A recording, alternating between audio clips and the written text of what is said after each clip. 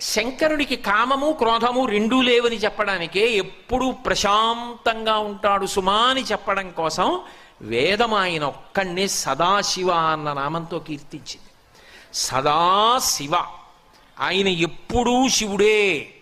ఎప్పుడైనా ఒక్కసారి ఆయన కోపం వస్తుందేమో, రాదు, నటిస్తాడు వచ్చినట్టు. తండ్రి బిడ్డన్ని చక్కదిద్దడానికి నటించినట్టు నటిస్తాడు తప్ప వశపడడం. అందుకే వేదం ఆయన గురించి చెప్తూ ఈశాన సర్వ విద్యానాం ఈశ్వర సర్వభూతానాం బ్రహ్మాధిపతి బ్రహ్మణోధిపతి బ్రహ్మా శివో మే అస్తు సదాశివోం పంచబ్రహ్మ మంత్ర పఠనమని చేస్తారు. సద్యోజాతం ప్రపద్యామి సద్యోజాతాయ వై నమో నమః దగ్గర మొదలుపెట్టి ఆ పంచబ్రహ్మ మంత్ర పఠనమునందు చిట్ట చివర ఈ మాట చెప్తూ ఆయన సదాశివోం, ఆయనకి ఒకప్పుడు కోపం వస్తుంది, ఒకప్పుడు కామం కలుగుతుందని అనుకుంటున్నావేమో.